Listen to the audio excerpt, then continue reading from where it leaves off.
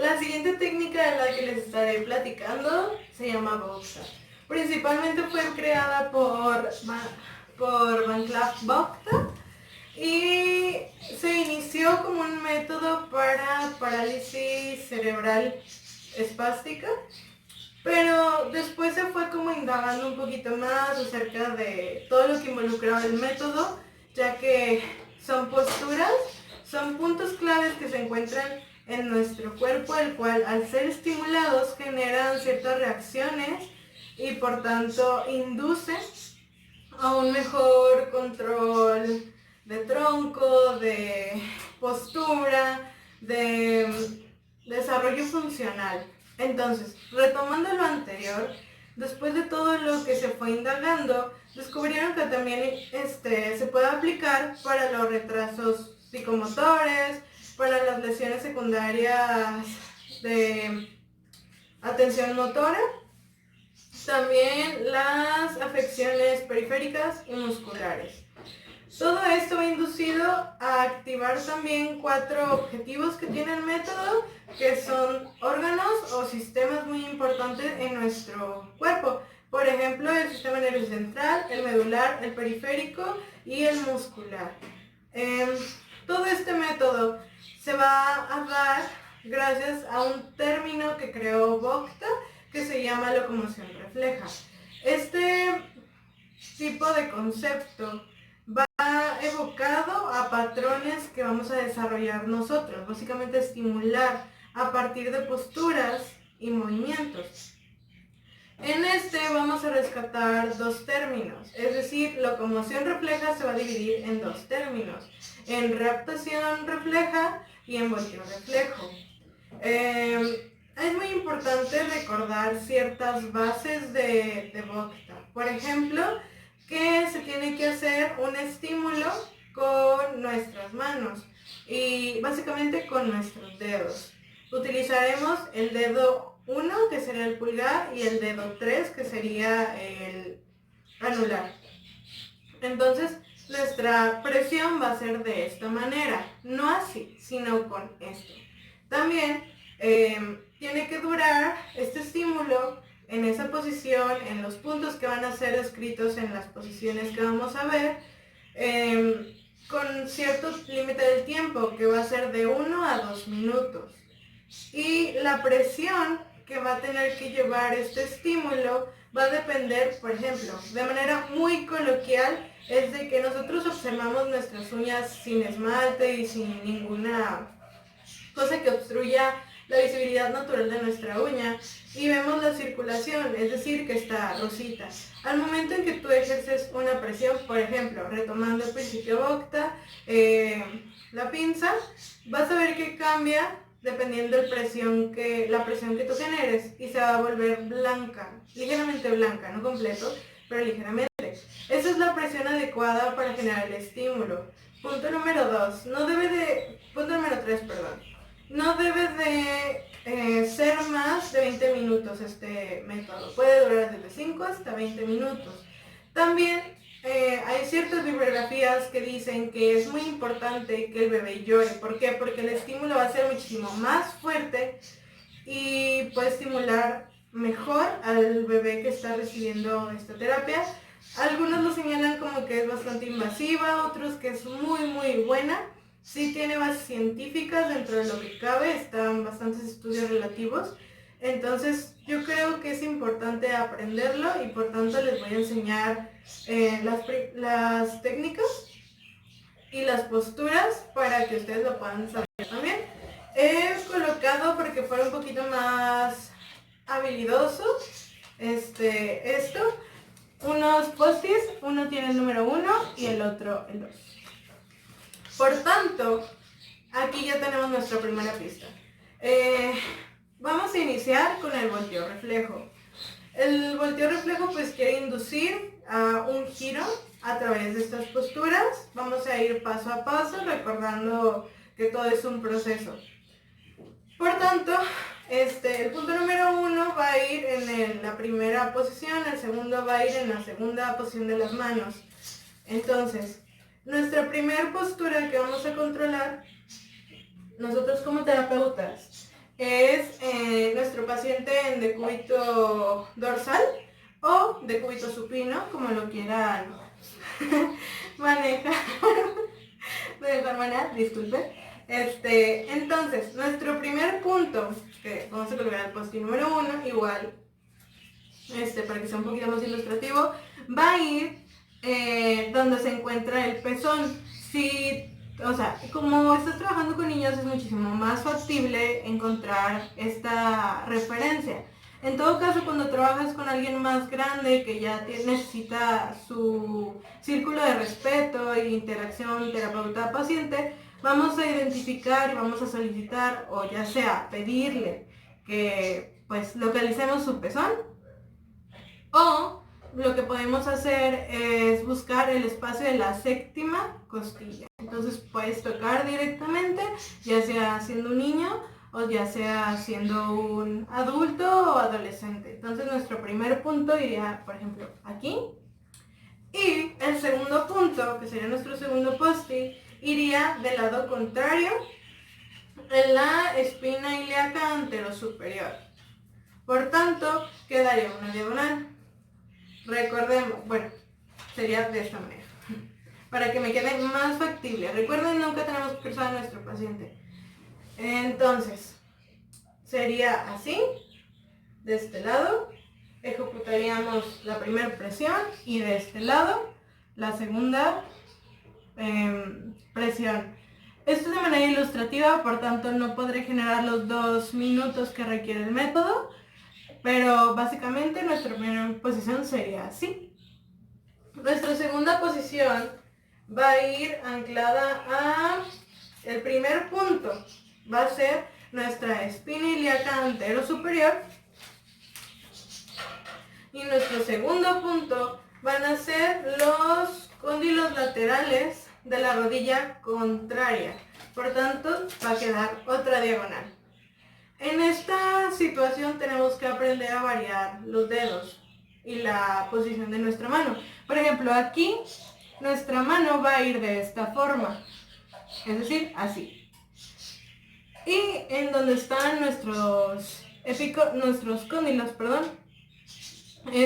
va a ir de manera lateral y vamos a ejercer la presión.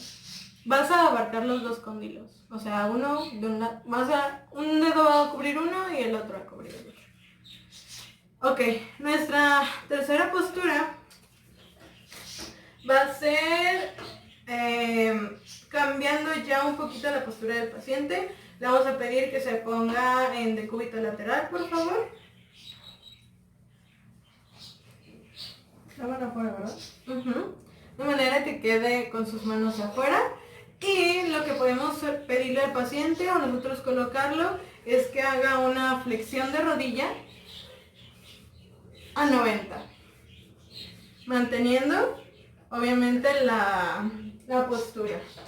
En este caso, nuestro primer punto iría en el ángulo inferior de la escápula. ¿De qué forma también podemos encontrar si nuestro paciente no se marca por una u otra cosa? Pues hacemos una extensión de hombro y directamente se va a marcar. Entonces, localizando ese primer punto, lo vamos a poner. Y nuestro segundo punto, muy importante, va a ir en los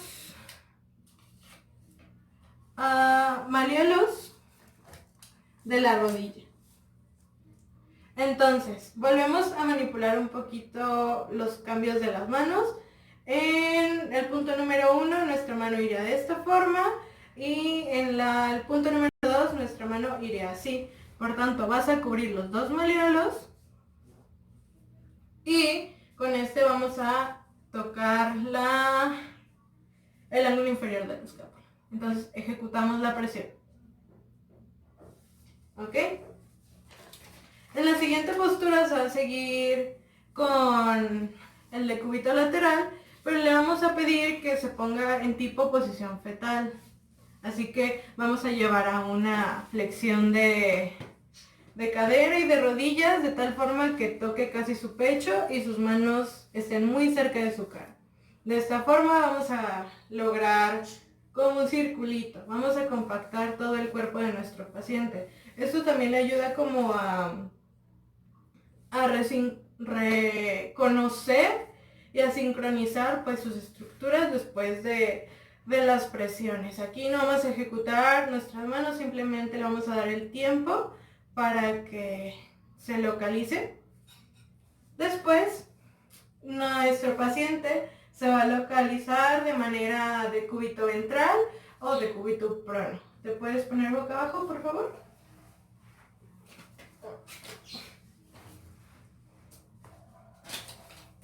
Ok, nuestro primer punto va a ir en el ángulo inferior de la escápula y nuestro segundo punto va a ir en la espina ilíaca anterosuperior, de esta forma. Pero recordemos, no podemos cruzarnos, entonces lo voy a girar. Entonces colocamos mano y colocamos mano. Y hacemos la presión. Para el último, he de señalar que esto va a variar para diferentes tipos de paciente.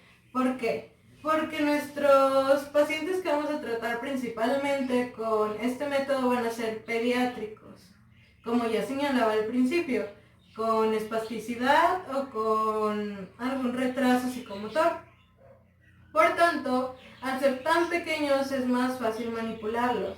En mi caso, mi paciente es un adolescente y no se puede comparar mi peso con su peso y su tamaño con mi tamaño, porque realmente va a ser equitativo. De hecho, creo que está más grande que yo.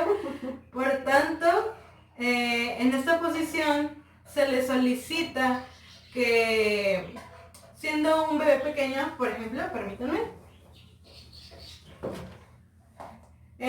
obviamente él va a estar acostado, así, y lo que nosotros tendremos que hacer es tomarlo de los tobillos y elevarlo, dejarlo de esta manera. Hay muchas posturas para Bokta. Aclaro que cada una de estas posturas va a depender enteramente de la etapa motriz en la que se esté desarrollando el niño, en la etapa en la que se encuentre. Por tanto, cuando nosotros estamos manipulando a un paciente, por ejemplo, en mi caso, lo que se va a pedir, puedes recorrerte un poquito más hacia adelante. No, hacia adelante. Adelante, para allá. Por favor, ok. Vamos a tomar sus tobillos y los vamos a elevar 45 grados. En todo caso de poder sostenerla, obviamente la elevarías como te enseñé en el video, con la muñeca. Pero esto sería una manera de adaptar el ejercicio, bueno, más bien la técnica, a las posibilidades que tenemos. Pues sí los invitaría a que conocieran un poquito más con respecto a las posturas. Igual les voy a dejar algunas imágenes para que identifiquen lo que es el volteo reflejo.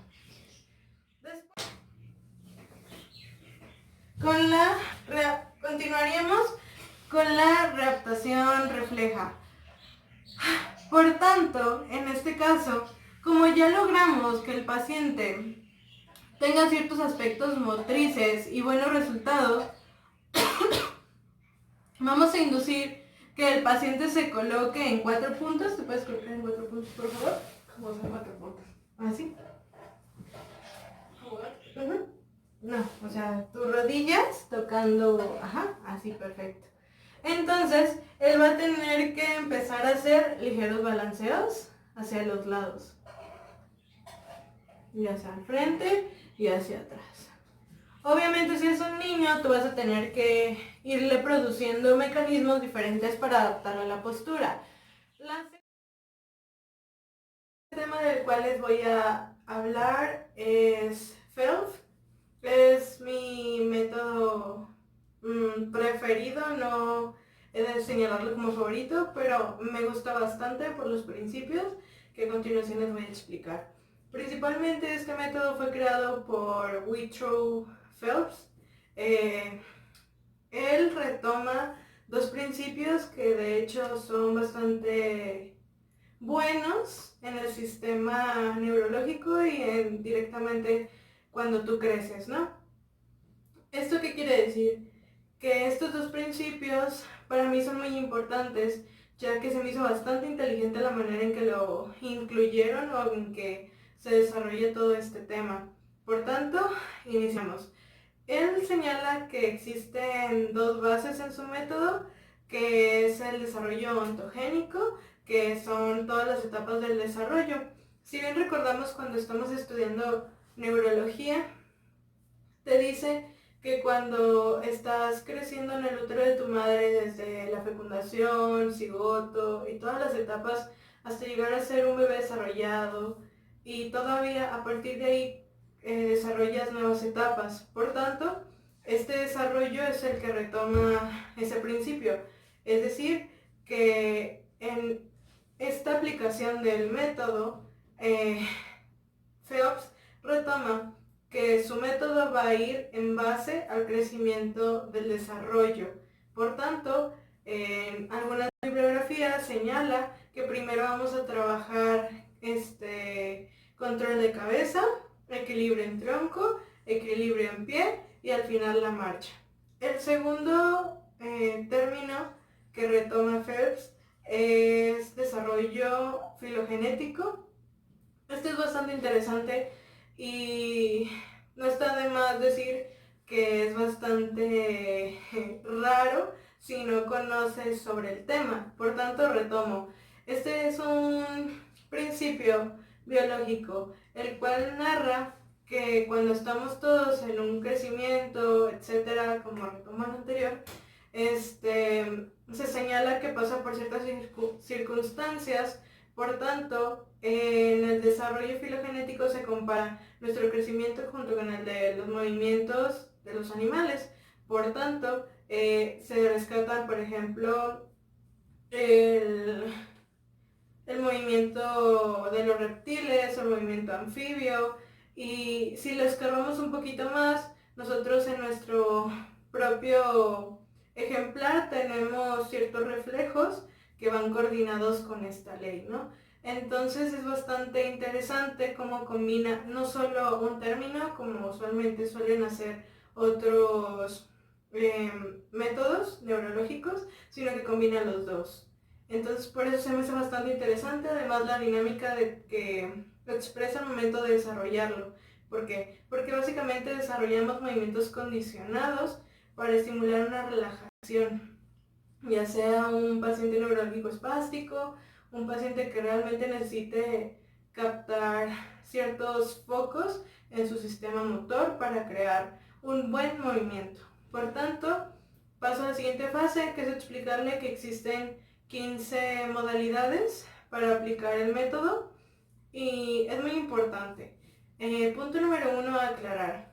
Si tú crees que en esas 15 modalidades que tú tienes, te estancas, por ejemplo, en la modalidad 4 y piensas que no puedes seguir a la modalidad 5, esto es malo.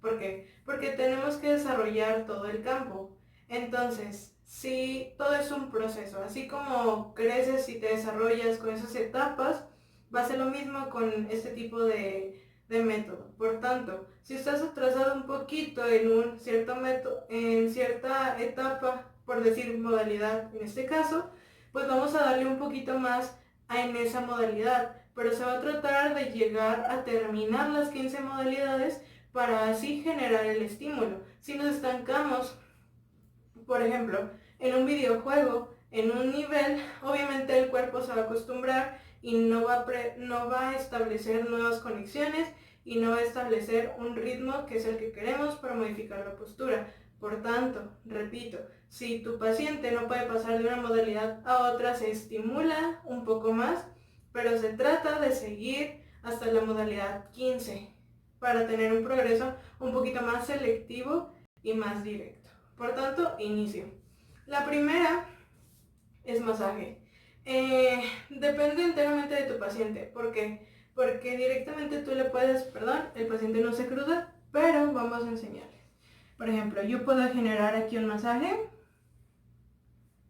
¿Esto para qué es? es para estimular directamente pues los receptores del músculo, pero no solo eso, sino que articulares y extraarticulares básicamente, y pues todas las conexiones que tenemos.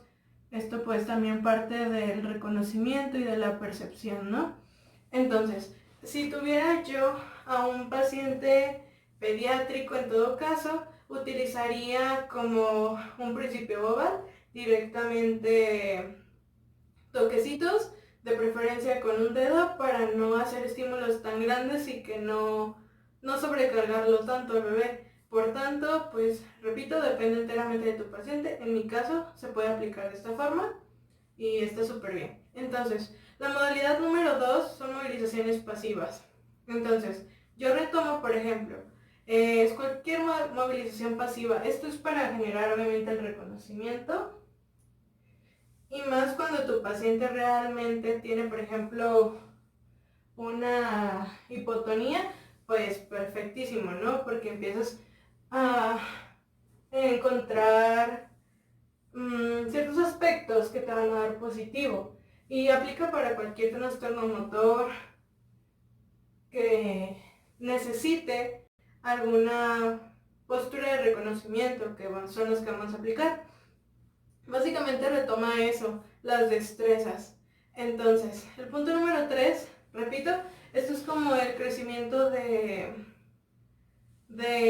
una etapa. No puedo salir a correr si no sé caminar, entonces vamos a iniciar con lo más lento, con lo más simple, hasta llegar a algo más complejo. Por tanto, me brincaría activo asistido.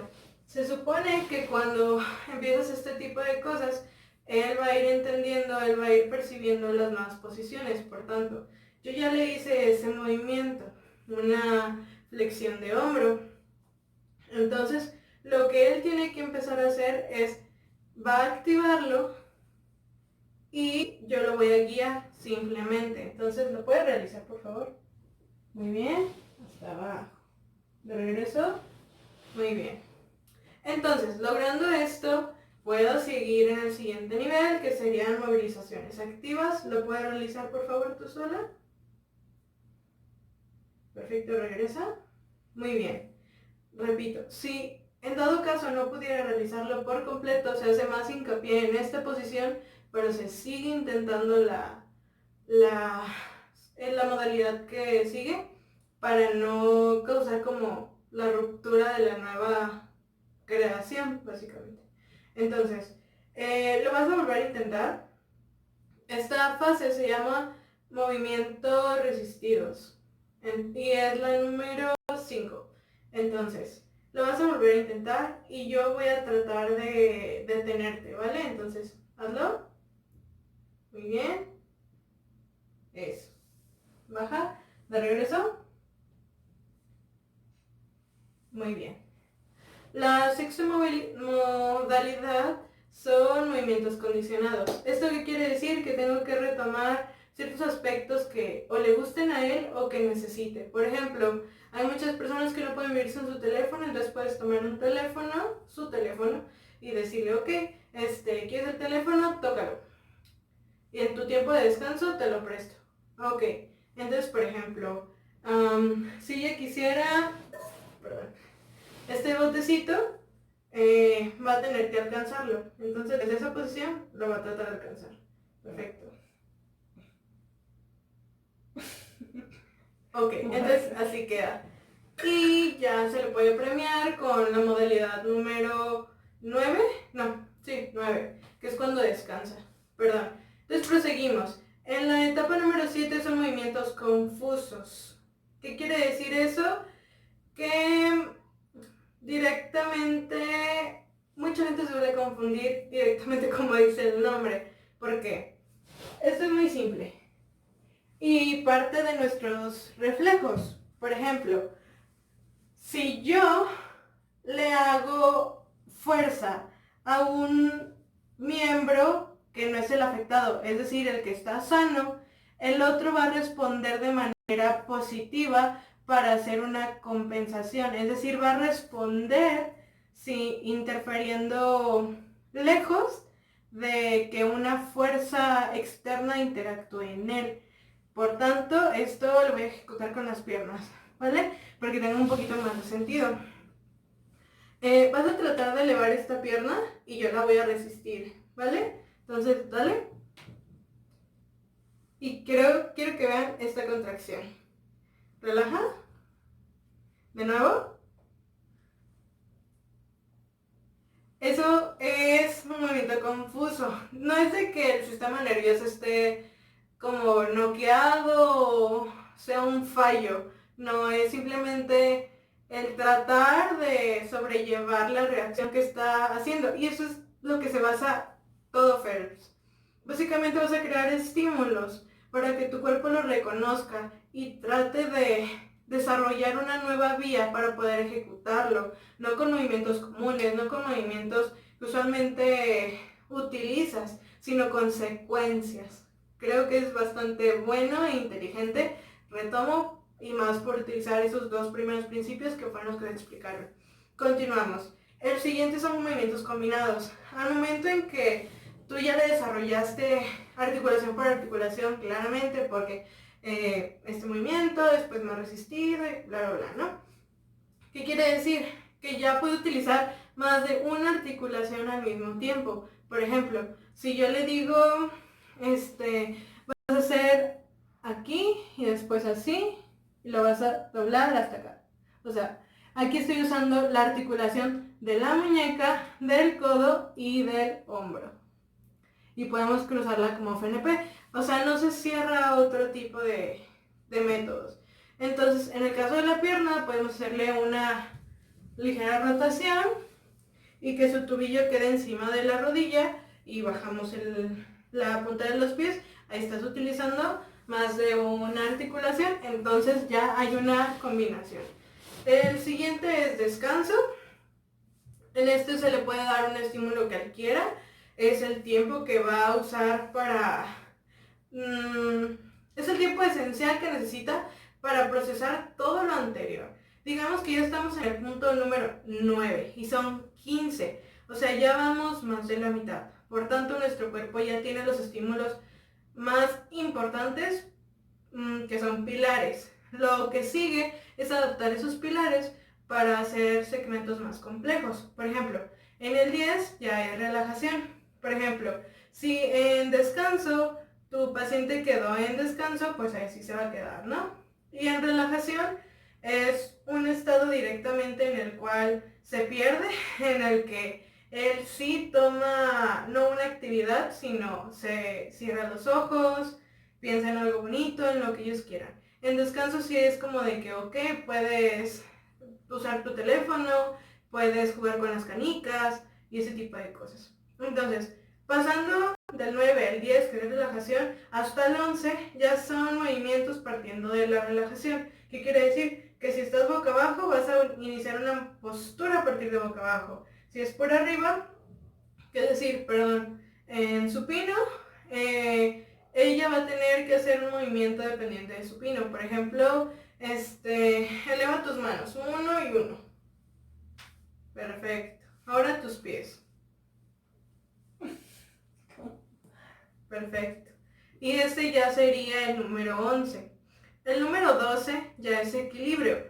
Por tanto, ejecutaríamos lo adecuado para que ella pueda establecer ya la unión de todas sus articulaciones, el reconocimiento anterior y esas cosas. Por ejemplo, te puedes poner en 4 puntos, por favor.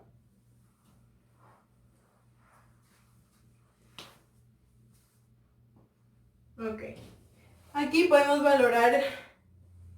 ¿Cómo? Eso.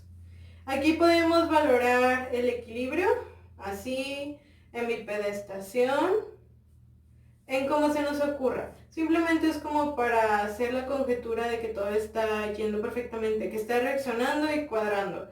Si ya tú ves que no puede, repito, lo intentas hasta poder llegar al siguiente. Después de este van movimientos recíprocos. Por ejemplo, de aquí puedes gatear hasta donde resta, por favor.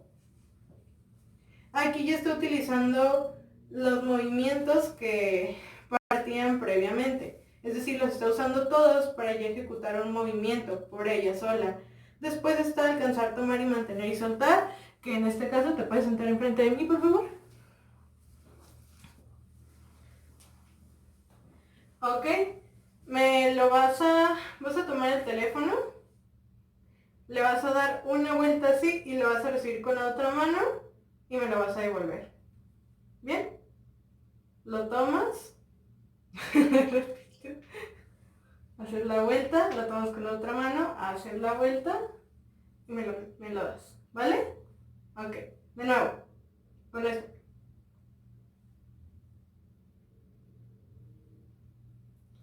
Ok, entonces, ella alcanza, cuando me toma el teléfono, lo toma, lo mantiene y después lo suelta. Entonces son ejercicios bastante buenos también para la coordinación, retomando también el principio 13, que son movimientos recíprocos.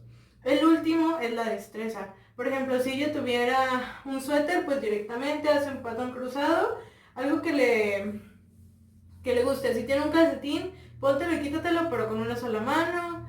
O sea, son cosas que ya necesitan mayores componentes que todo lo anterior, que por ejemplo una movilización pasiva no se puede comprar. Por tanto, es un tema bastante importante el saber desarrollar todos los pasos y pues que tu paciente esté dispuesto a sobrellevar estos 15 variables. Presentar es Ruth, fue creado por Margaret Ruth, era terapeuta ocupacional y me gusta muchísimo porque implica la neurofisiología. Es enteramente retomar principios anatómicos y funcionales junto con evidencia neurológica. Por tanto, creo que es un muy buen desarrollo de un método. También retoma el principio ontogénico, recordando lo de las etapas. Y no. Hacemos muchísimo énfasis en la educación y en la estimulación sensorial. ¿Por qué? Porque recordemos que la piel es el órgano más grande que tenemos y por tanto no solamente tenemos un solo tipo de receptor, tenemos muchísimos. Por ejemplo, entre las técnicas que se encuentran en Ruth está el cepillado, el toque ligero, la estimulación térmica, el estiramiento, la compresión intensa, el golpeteo ligero, estímulos sensoriales como olfativos, gustativos y bla bla bla. Entonces, por ejemplo, si nosotros retomamos el cepillado, va a hacer énfasis en los cuerpos de Ruffini.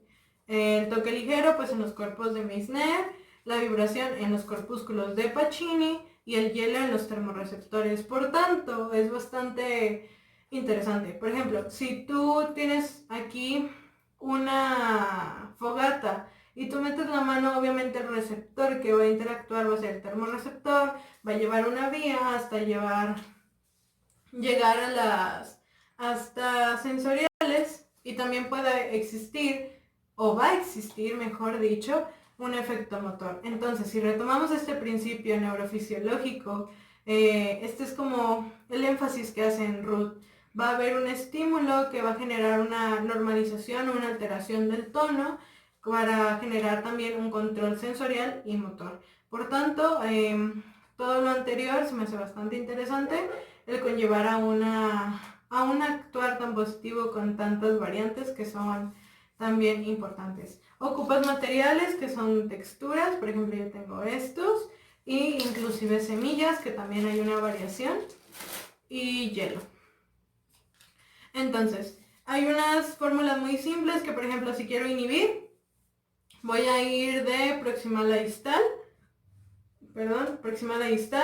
y voy a ejecutar lo suave primero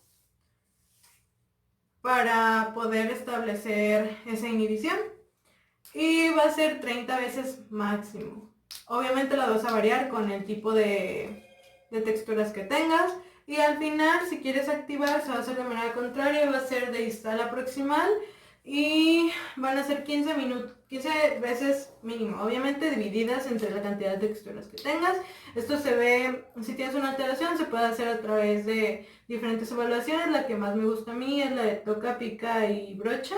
Entonces, pues ahí puedes encontrar las variaciones sensitivas.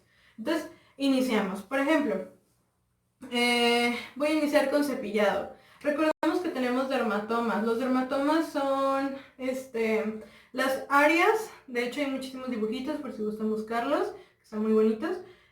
Son áreas que parten directamente en nervios que salen de algunas partes, bueno, de todas las partes de nuestra columna y por tanto son las que llevan información hasta el sistema nervioso.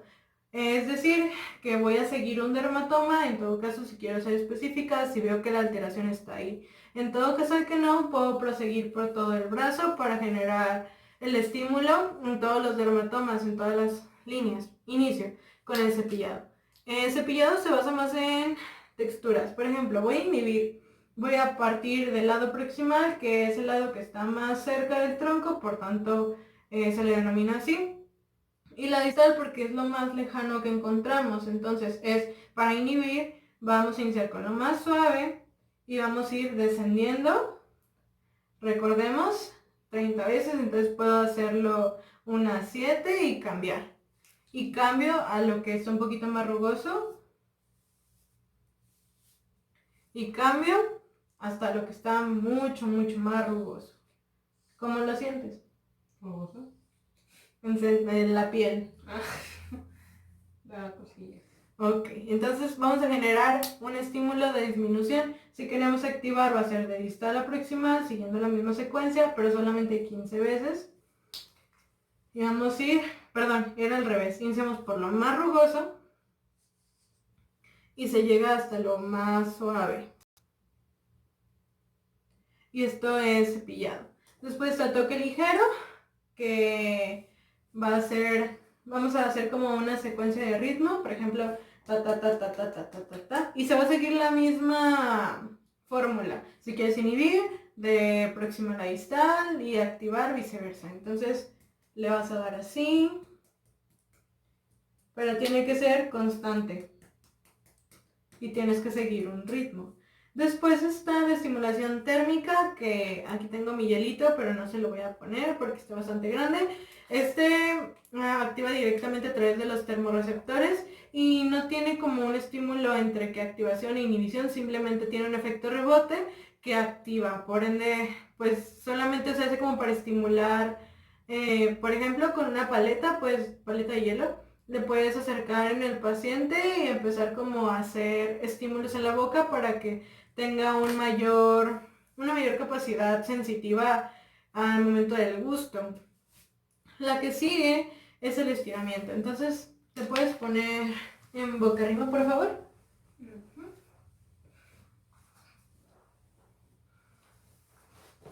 Ok, ¿por qué es importante el estiramiento? Porque recordemos, y lo señalé al principio, no solamente tenemos receptores simples, tenemos receptores en todas partes, en la célula, en todo tipo de cosas, en nuestro cuerpo.